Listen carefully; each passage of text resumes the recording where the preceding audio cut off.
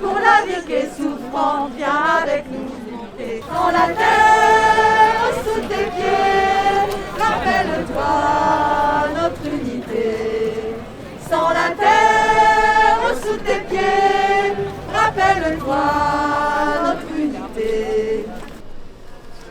Donc moi j'en ai marre de ces politiques qui ne sont pas des ignorants, qui savent très bien ce qu'ils font, ce sont des menteurs. Donc la première de nos revendications, c'est de communiquer sur l'urgence de la situation, c'est de dire la vérité. À l'issue du grand débat, Emmanuel Macron a dit ok d'accord, on va décider ensemble de la transition écologique. Il a tiré au sort 150 personnes de la Convention citoyenne pour le climat. Cet accord-là, les propositions faites par les 150 citoyens de la Convention citoyenne ont été complètement détricotées. Emmanuel Macron lui-même a proposé des jokers, alors que c'est un package de solutions qui peut marcher à condition d'être prise dans sa totalité. Les financiers ont beaucoup plus de pouvoir que les citoyens. Ils écoutent l'emploi, on comprend, c'est important. Mais d'ici, nos petits-enfants, ils vont vivre dans un monde à plus 5 degrés. Comment ça va être possible, un monde à plus 5 degrés? L'injustice climatique va être massive.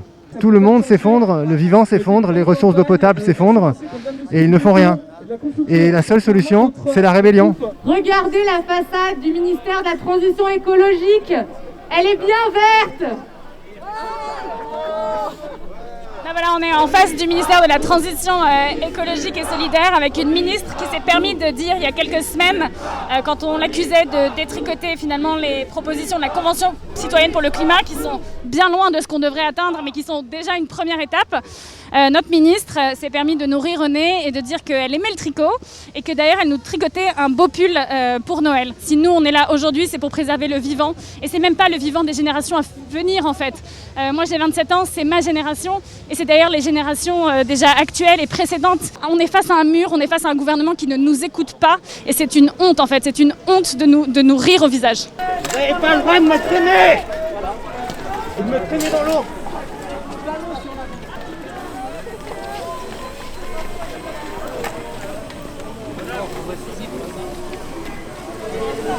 Sans la terre sous tes pieds, rappelle-toi